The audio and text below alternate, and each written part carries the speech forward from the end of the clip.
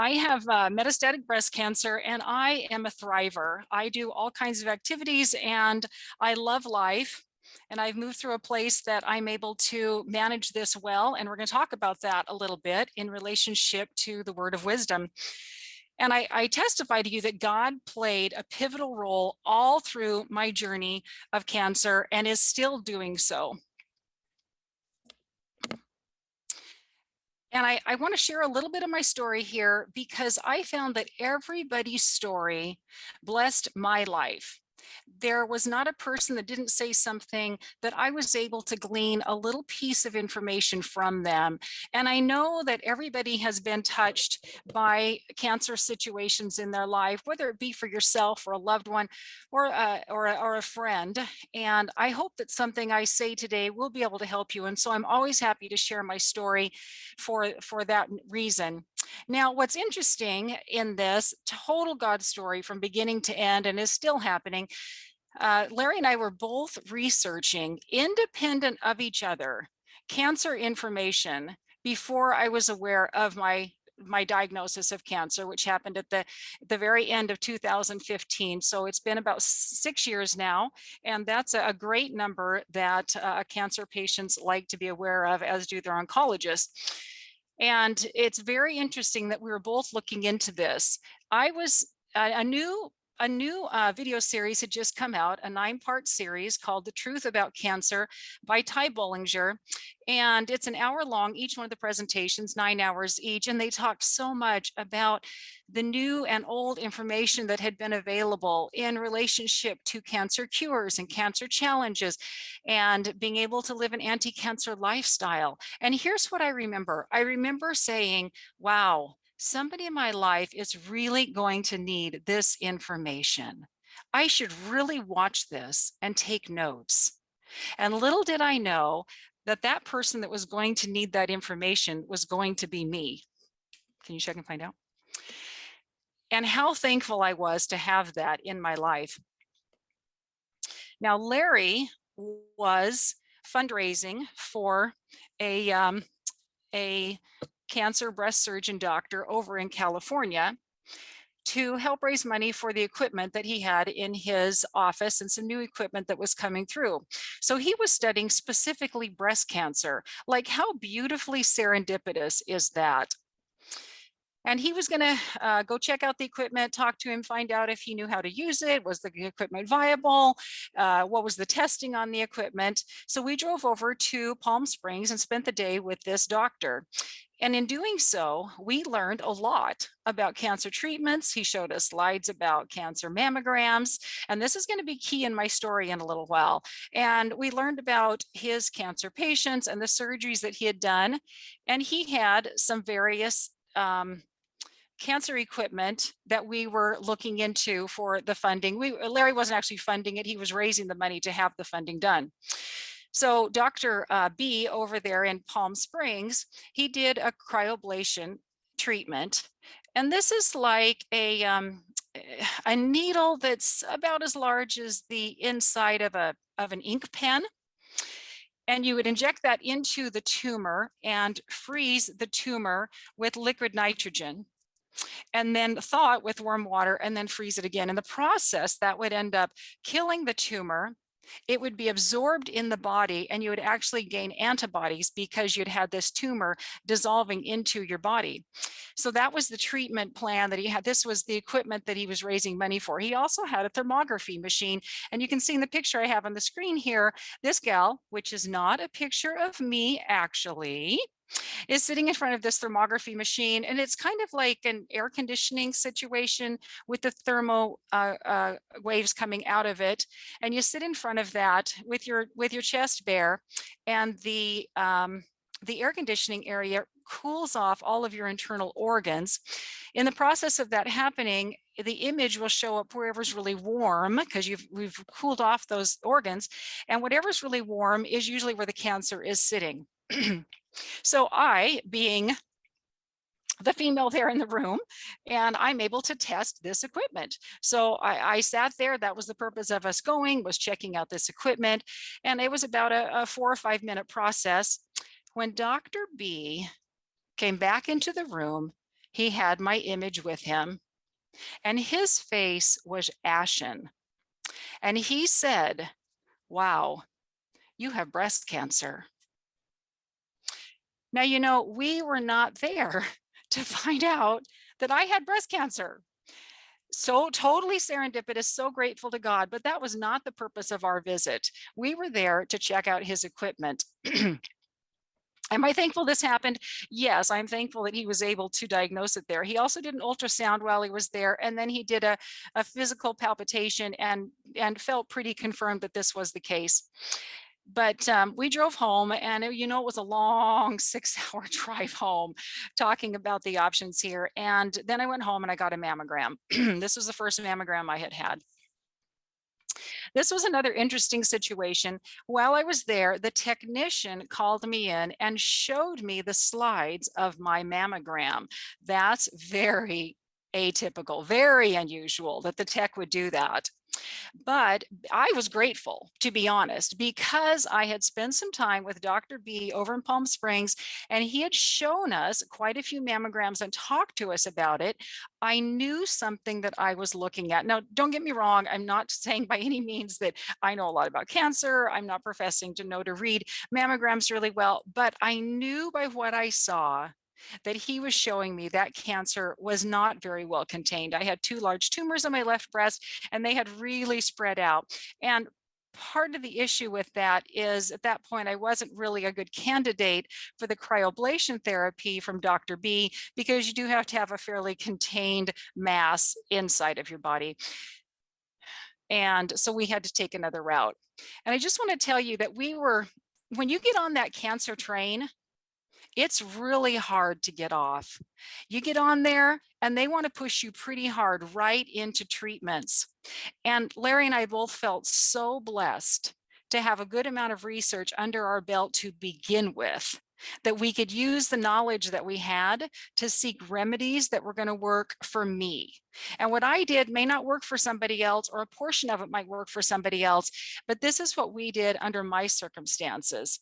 And we felt that this was definitely God putting his hand into our lives.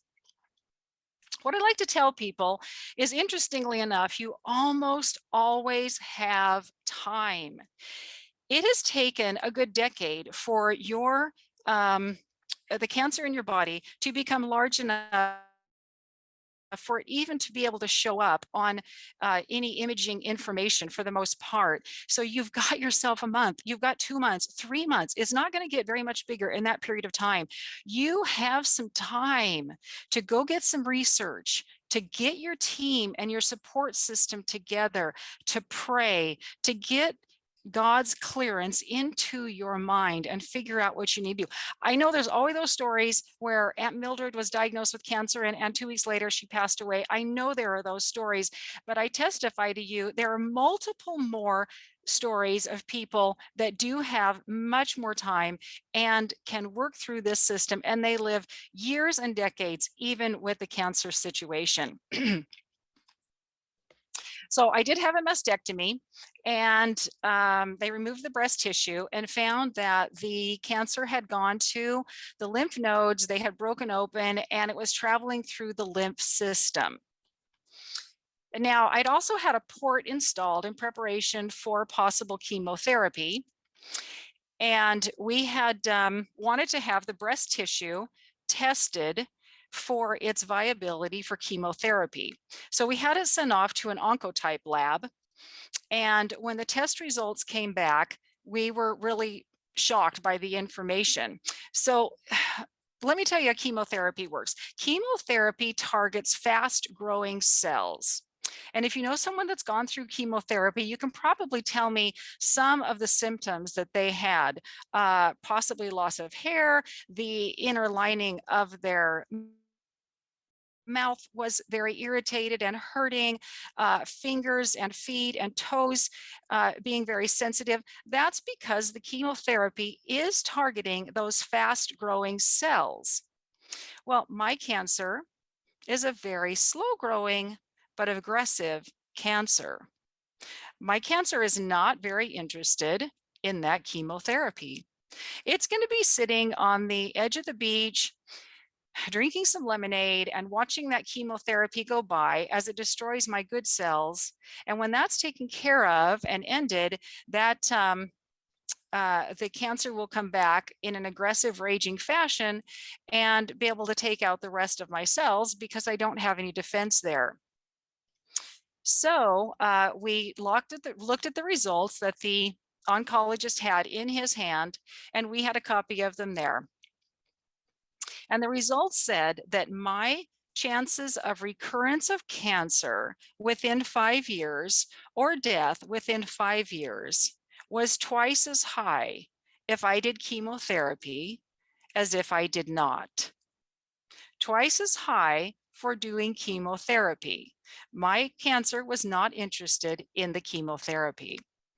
So with the lymph nodes broken open and the cancer traveling around my system and not having the option of chemotherapy, I realized at that point that I had to take my health into my own hands. I had to become the CEO of my own body. And what I want to encourage you to do and beg of you is to become an expert in your condition, in your situation. Learn about it and become an expert in it. I promise you that no one cares about your health as much as you do. And that's the way it should be. You know, your doctor is a very busy person. And he or she has a lot of people to take care of. They cannot be that invested in you personally. So you need to be invested in your health. And we're going to talk about that here in regards to the word of wisdom. And God has helped us out here and given us the information that we need. And we implemented our research. Now, I didn't have an overly poor diet before my cancer diagnosis, but I made big changes afterward. I changed my diet. I honored sleep. I took appropriate supplements for me under the research that we did, and also with the benefit of Dr. Doty. He gave us many suggestions and led us in the right path that we could head to find out about these supplements. I implement movement every day. The lymph system doesn't have a pump of its own, so you have to be able to move it to be able to keep that lymph going. And that's what I want to do, is keep the cancer moving through the body and flushing out with those cells. I get sun every day if I possibly can. Now, because we had that port installed for the chemotherapy, but of course we refused the chemotherapy, something that we did was high dose IV vitamin C therapy. I did 24 large doses of this. And Dr. Doty was highly instrumental in aiding us to get this taken care of and figure out a lot of information with this high dose IV vitamin C. And I testify to you that this situation probably saved my life. By doing this high dose IV vitamin C therapy, my cancer numbers went down rapidly, and they stayed there. And this is probably a situation that has saved my life. You know, when I was in having my treatments of a variety of kind, a gal came up and we were chatting, and she said that, and she'd had a kind of a major abdominal surgery with the cancer she had and one of her organs removed. And she said to me incredulously, "Wow, I heard that if you change your diet, you could probably help to prevent cancer." And she said, "That's just so radical." And I'm thinking, okay, having your organ removed is okay, but changing your diet, that's really radical. I tell you that if you want massive results, you have to make massive change. And that is what I did. And that's what I want to encourage you to do, and what we're going to talk a little bit right now. So I want to transition more. That's kind of my story with cancer, and it really has a big pivotal point into where I'm going to head right now. I've always been pretty fascinated with the word of wisdom, which is located in Doctrine and Covenants 89. But ever since the cancer diagnosis, I have really taken that to heart, and I love to study the word of wisdom, to be honest with you. There's just a lot there, and I like to embrace it. And I want to share some comments that I feel like I have received from the Spirit over the last little while of studying. And some of these are actually brand new information that I've just learned of recent in regards to the word of wisdom. And let's think about this a little bit. Wisdom in scriptures is always spoken of in the feminine way. It's always spoken of in feminine fashion. And think about that. Word of wisdom. We're here to gain wisdom. When you need earthly wisdom, call your mother. When good things happen to you and you win the football game, call your mother. When you have your first baby born to you, any baby born to you, call your mother. When you have an exciting trip coming up, call your mother. And you know, when bad things happen too, when challenging things happen, call your mother. Your mother cares so much about you. If you're in a bad situation and you need a ride home, call your mother. Your mother is going to help you. Seek wisdom. In section 8, or in Doctrine and Covenants 89, in the verse 18 here, we tend to say that we're walking in obedience to the commandments and you'll receive health. And we kind of stop there a lot of times. But interestingly enough, when we continue that verse on, it actually says that you will receive health in your navel and marrow in your bones. And I was pondering upon this the other day. This is just a couple of weeks ago, kind of pondering upon this. And I'm thinking, that's interesting. Health in the navel. Like, what's the navel? The navel, that's your belly button. Like, I need to have health in my belly button? How is that something? Why do I need to have health in my belly button? And then the Lord just downloaded this to me, and I realized it's not what my belly button is, it's what my belly button was. What did my belly button do for me in my earthly experience here? Through my belly button, I received all nourishment from my mother. All nourishment that I needed to prepare myself for this experience happened through my umbilical cord, through my belly button, through my mother. And all toxins were cleaned out through that same umbilical cord, going through my belly button to my mother and cleaning this out. And what I testify to you is that the spiritual nourishment that God wants you to have through that spiritual connection of your spiritual umbilical cord to his word of wisdom comes to you in the words he has given you. This word of wisdom is a plea for you to gain insight to God's greatest treasures and to his hidden knowledge by going back to gain all nourishment from the source. When you're on the word of wisdom, you're on God's diet plan.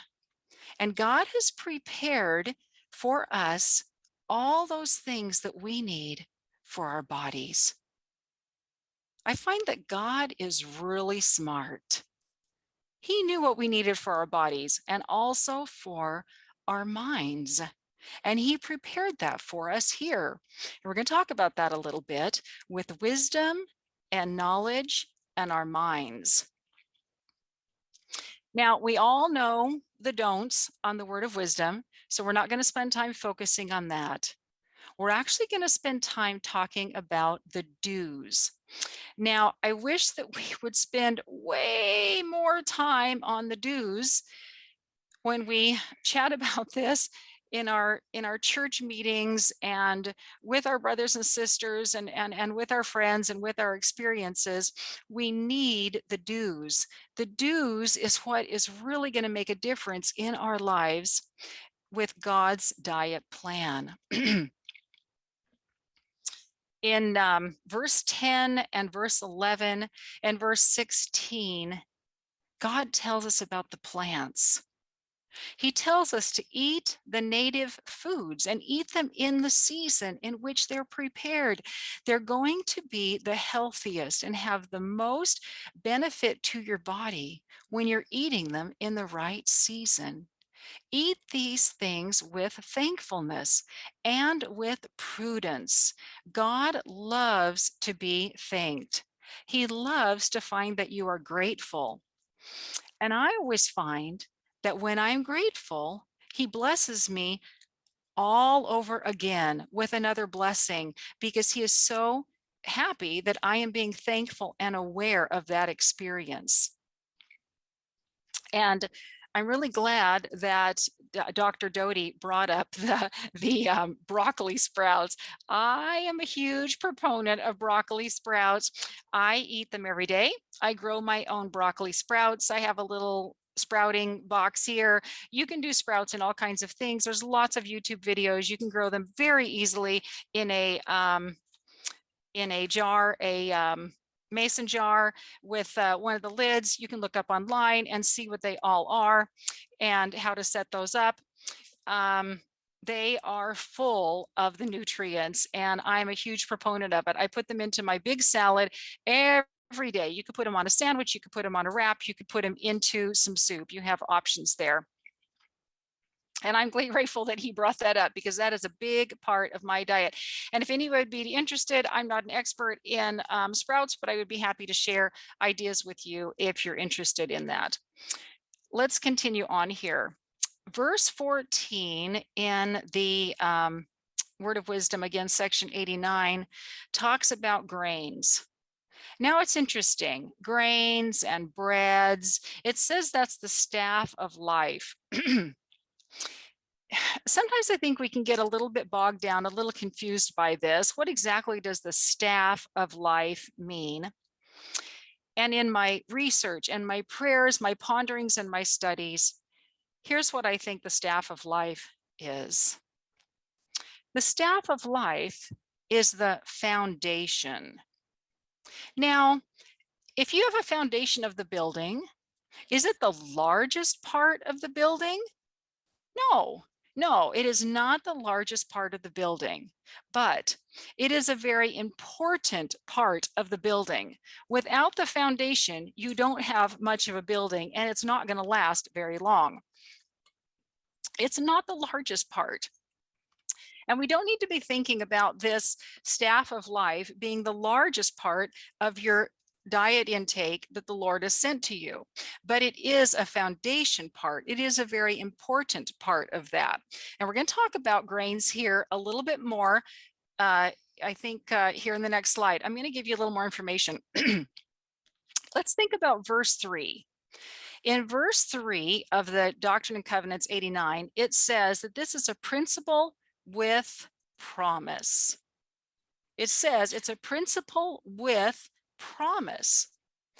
And like I've said before, become an expert in your condition. Learn about your situation and your health condition. If you have a difficulty eating breads and grains, you have a celiac disease, you have a gluten intolerance, become an expert in that. That is the principle.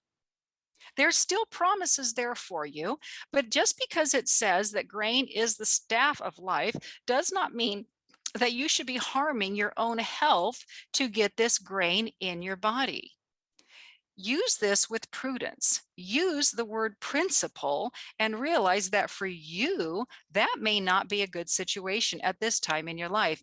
Maybe you have an allergy to a fruit, a vegetable. I have a cousin who's very allergic to potatoes. That is the principle for him. It's going to be different for different people. Learn about your condition and become an expert in your condition. And honor the principle that the Lord has given you to be able to understand for you personally. All fruits and vegetables are good for human consumption. This gets overlooked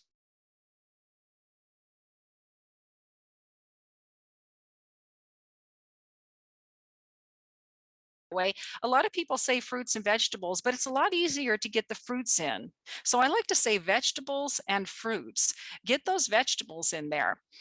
Fill your body, fill your plate with the fruits and the vegetables. Fruits are cleansers and vegetables are builders.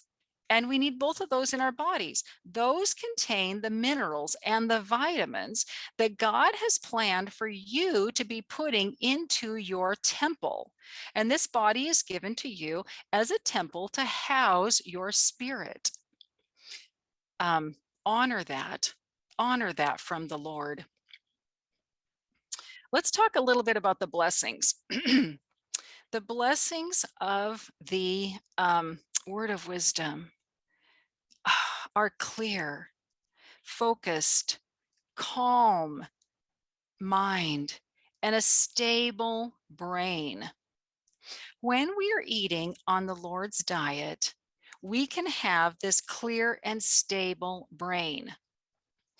When my brain and mind are clear and stable, I can do God's work. When they are not, and they are jumbled up, and I'm frustrated, and I'm going through binging issues and sugar problems, can I focus on God's work? No. God wants me to have a clear and stable mind. And that is the greatest benefit of the word of wisdom, is to be able to receive the promises that are there. God's treasures and mysteries come to a clear and focused mind. And I always say to put yourself in a place where these mysteries and treasures will be more easily unfolded to you.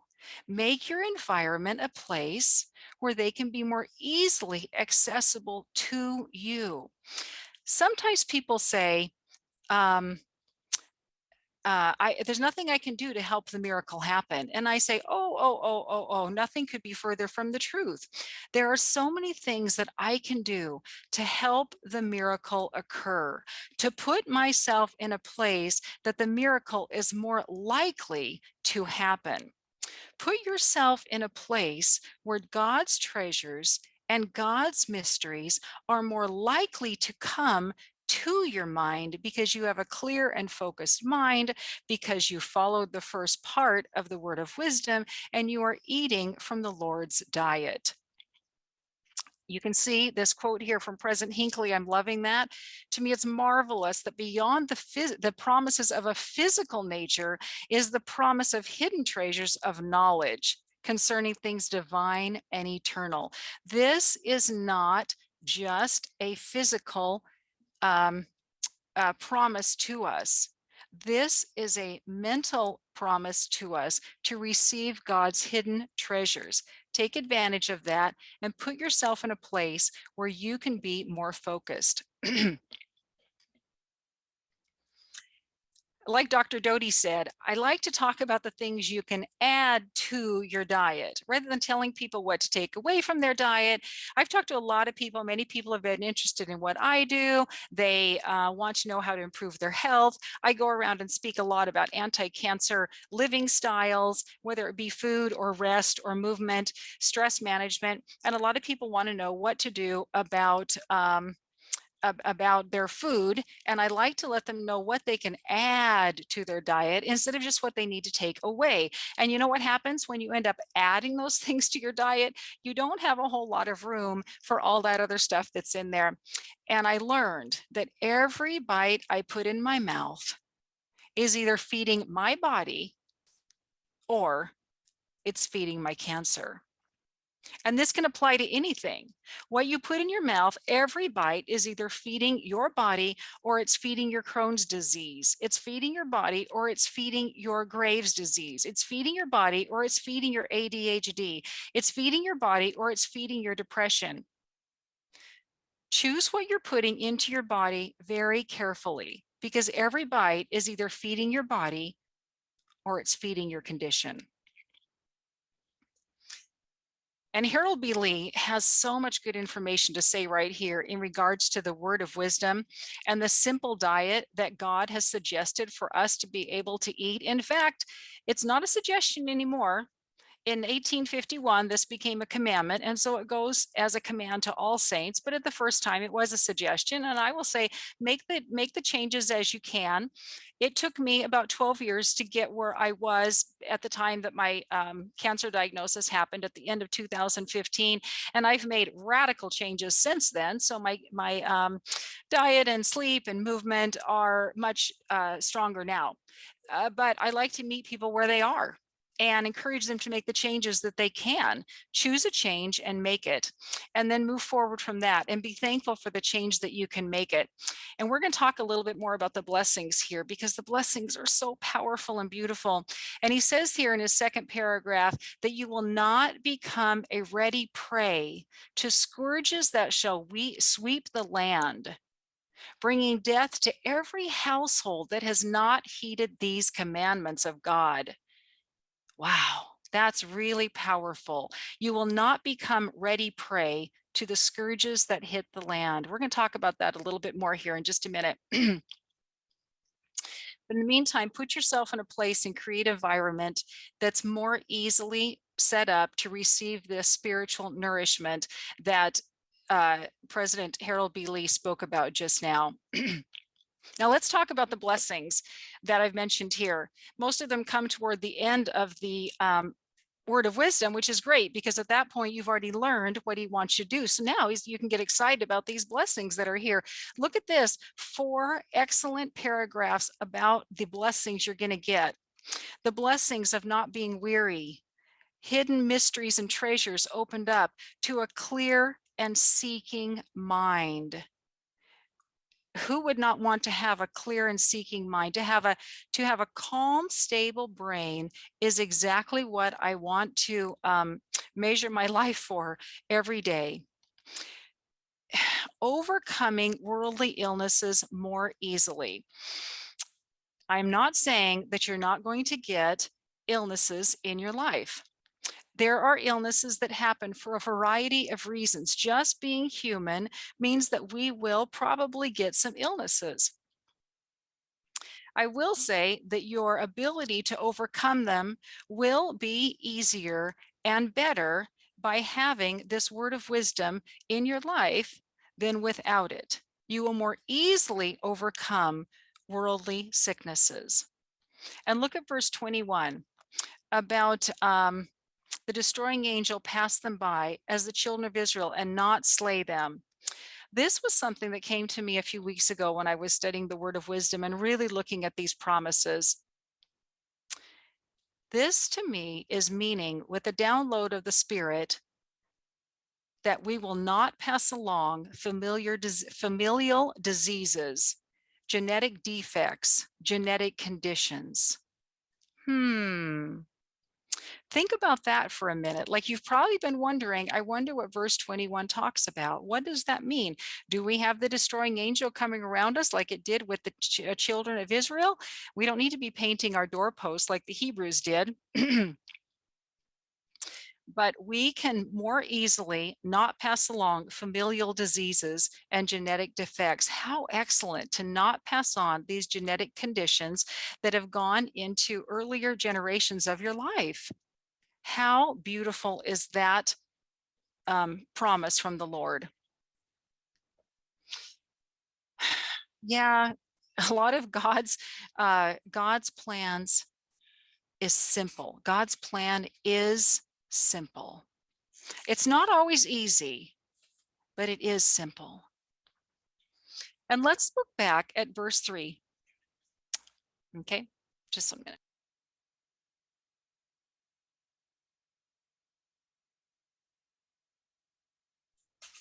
Thanks. Sorry, I take a break for just a second. Let's look at verse 3 here. Go back up to verse 3. I've got it on my screen here. Adapted to the capacity of the weak and the weakest of all saints who are or can be called saints.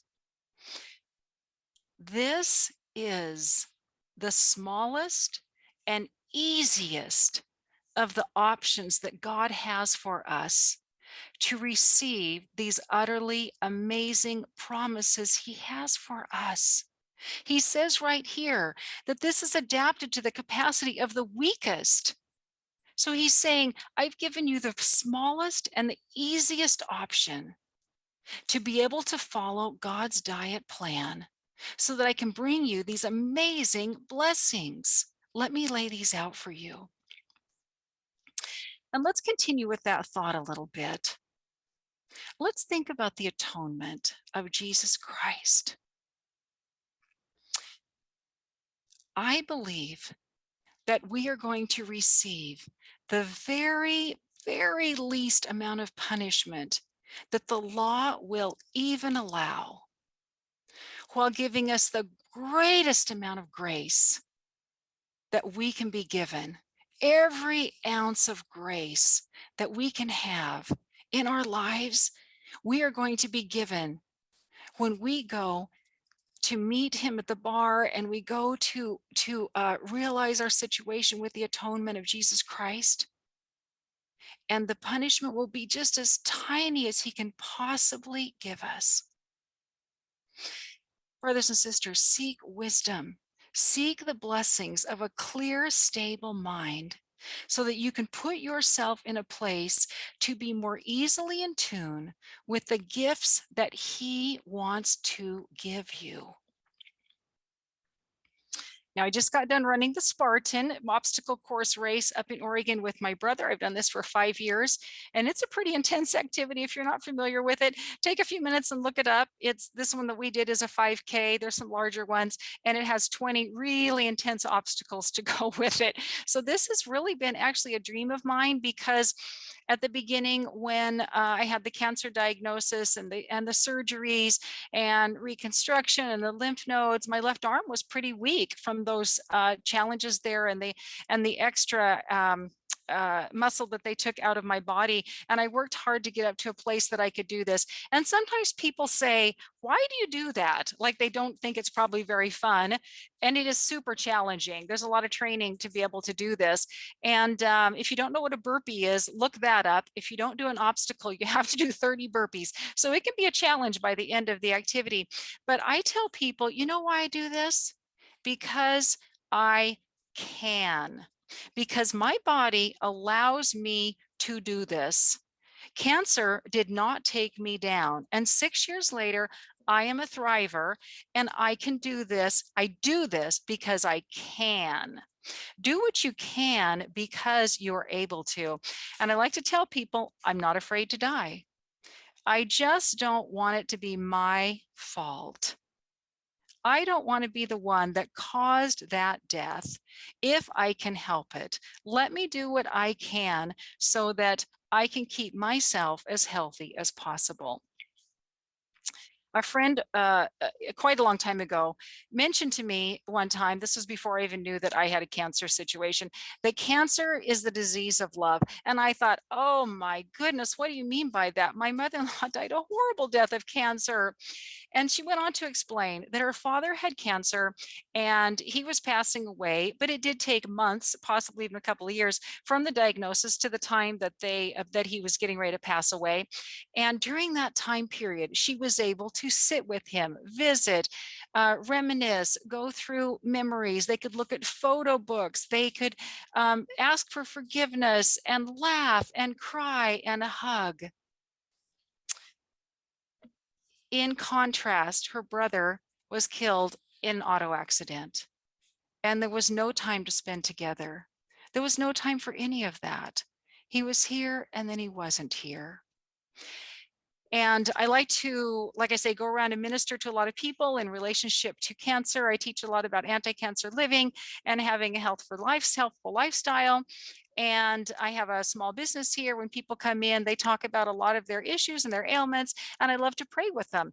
And I tell you, probably not a week or a couple of weeks go by that someone doesn't tell me that their ailment, and specifically cancer, once if they find out I have metastatic breast cancer, that not a week probably or a little more goes by that someone doesn't say, this is the best thing that's ever happened to me, because I changed my life for the better. And what I want to challenge you and tell you is to let God's promises change you. Let his promises change you for the better. Take advantage of his words, of his commandments, of what he has told us to do, of the information that he has sent down through the scriptures, and particularly through the inspiration of the Spirit, because that is where the true inspiration is coming for you. And let God's promises change you for the better. I testify of this and of the truthfulness of his Son and his atonement in our lives. I'm grateful that we could be here together. And I say these things in his name, Jesus Christ. Amen. You want to take this over a little bit? Okay, I'm going to pass this back to Larry, and I'm really grateful that I've been able to spend some time with you today. While we're passing, we're still going to do some Q&A here. I just need to get control over the board. We're sharing the mic. Well, if you have any idea how wonderful it is to marry up, now you know. Now you know. I'm married so far above my pay grade, I owe. All right. Got some chat here, but it's popping up on the wrong screen. There we go. Okay, so Brenda, I think we're going to have some questions. She wants to know, have you read the book Prevention and Cure of All Advanced Cancers by Dr. Hulda Clark? I haven't actually read that book about the advanced cancers, but I've definitely heard of it, and I am aware of Dr. Hulda, and I appreciate you bringing that up. I know that Dr. Hulda has a lot of really powerful information, and I would send people there to look up some more intrigue that you are interested in there. So I appreciate you sharing that idea with us. Thank you. Okay, congrats on 6 years. This is by Deborah. That's awesome. What if you said, I had metastatic breast cancer? What difference would it make? My best book, How Not to Die. Oh yeah, Dr. Greger, How Not to Die. I love that. He's got a couple of amazing books. I appreciate that. Well, the fact that it's metastatic means that it's still there and it's still traveling through my system. So I had breast cancer, but now I have metastatic breast cancer. So it's traveling through my system. But to me, it's like the cancer is not the bad part of my body. It's some rogue cells. We all have cancer cells in our body that are traveling around, and they get washed out daily or so in your toxins and in your waste that goes through your system. So everybody has cancer cells. They normally just get washed away, and for some reason my body's immune system didn't kick in. I know there's some reasons for it in that particular way. And I know there's some reasons for that, which is what I've done over the last 6 years to be able to make it stronger and be able to continue to push forward on this. But I don't find the cancer to be the enemy. It's really just some cells that I need to be turning back into positive types of benefit to my body. And so I don't have a problem washing that away, but I appreciate that. Thank you for the comment. And thank you for Dr. Greger. He's a great guy. Broccoli sprouts only, or broccoli florets. Broccoli sprouts have literally 50 to 100 times more nutrients. I kid you not. Of the actual broccoli, because everything that you're getting is pushing right out of that tiny little sprout. So that little sprout has all of the intense information that you would even get in the whole head of broccoli. So you're getting so many more nutrients from that. But grab what you can, get the food that you can in your body and take advantage of it. So I appreciate that. And I'm not a huge proponent of just getting organic foods. I think organic foods are excellent. Love them. I try to get them where I feel like it makes sense, and more on the Dirty Dozen side. If you haven't looked into that, take a look at the Dirty Dozen and the Clean 15. And I do try to spend time there where it seems to be reasonable financially. But I say any vegetable and fruit you can get in your body, conventional or not, is going to be better than not doing that. So get that into your body. Do you want me to read what that one says there? Okay. And put some more good things into your body. Yeah, vegetables are builders and fruits are cleansers. And both of them serve huge purposes in your body. They both benefit you in a lot of, one has a lot more vitamins, one has a lot more minerals. So get them both into your body. The hardest thing to do to change diet to this type of lifestyle is what to eat. Is there a recipe book with easy recipes that help change your diet? I love that. I love that. That's a great comment, Michelle, about the hardest thing to do is what to eat. Absolutely. And like I say, I've been on a journey. It took me like 12 years to get to that journey before the cancer diagnosis and 6 years afterward. So it can be a journey. You're right. And there are a lot of good recipe books out there. Here's what I usually do. I grab a starch of some kind, a sweet potato, a red potato, rice, quinoa, oatmeal, and then I put a vegetable with it. Broccoli, asparagus, Brussels sprouts, carrots, any kind of a non-starchy veggie that you like. Put some fruit over there on the side, and you can grab whatever kind of other protein you want. I have a lot of information about protein, so I don't jump into that part, but you could put another item over on the side, some fruit or some lentils or some beans, put a sauce on it, and you're ready. That's your meal. I have lots of pictures of the meals that I make, and I would be happy to share any information with you in regards to the meals that I do, and they're all very, very simple. God's plan is a simple plan, and he wants you to live a life of simplicity.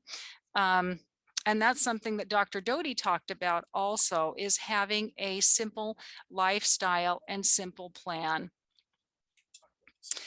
Is that on the screen? What's on the screen right there is a pretty fun meal for me. It actually has a corn tortilla, and then I've got a piece of red leaf lettuce, my broccoli sprouts. You can see those broccoli sprouts. They're right there on the bottom. I grew those myself. I've got some cilantro, purple cabbage, red onion, and red pepper there. And then I've got a half of a veggie burger there. And I'll fold that in half and make like a little taco out of it. So I'm getting all of those colors in that one meal, and it's very satisfying. It's very hearty. I've got some starch from the corn tortilla. I've got all of those vegetables that are putting all of those phytonutrients into my body with the colors that are there. And then I'm getting the satisfaction of that veggie burger to go with it. And then I'll put a sauce. I'll put some salsa on it. You could put some barbecue sauce on that. You could dip it in, put some hummus on it. There's some options like that. The Truth About Cancer videos and where can they be viewed? Is that still the best resource in your option? Thanks for asking that, Kyler. The Truth About Cancer is by Ty Bollinger. It was put out literally about 6 years ago. It is still available, and there's some other what do they call those? Docu-series that this same group has put out. It is still available, and all of them are excellent. It's a 9-part series. I purchased it back then, so I have access to it always. The price is very reasonable because they really want it out for people to know.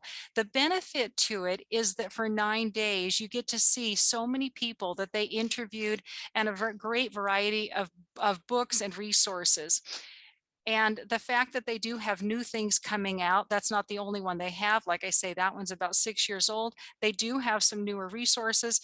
Excellent book is by Dr. Kelly Turner called Radical Remission, of hundreds of people that radically were able to eliminate their own cancer. These were people that were sent home from the medical industry, realizing they couldn't do anything else for them. And at that point, they went home and solved their own issues with their, that's by Dr. Kelly Turner. Larry, if you want to add that in there, he's going to put the information. Radical Remission is the book. And they were able to solve their own problems with their cancer.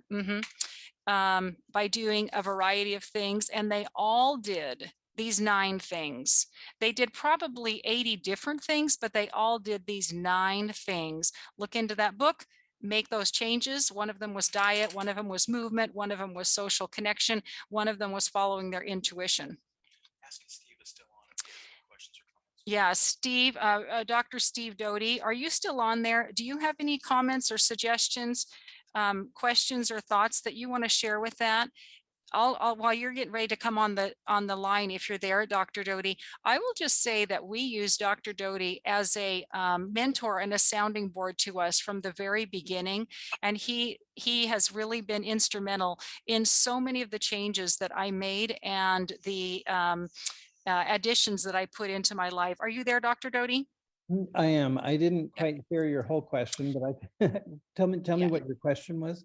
Yeah, wondering if you have any other suggestions and thoughts in regards to just what we've been talking about in relationship to remedies for cancer, challenges with cancer, adding something to your lifestyle, whole food, plant-based diet ideas. Do you have something? We talked about the broccoli sprouts a little bit, and per your suggestion many years ago, I implement that in my diet every day. Do you have some other thoughts and suggestions or books that you want to share people with in regards to cancer suggestions there?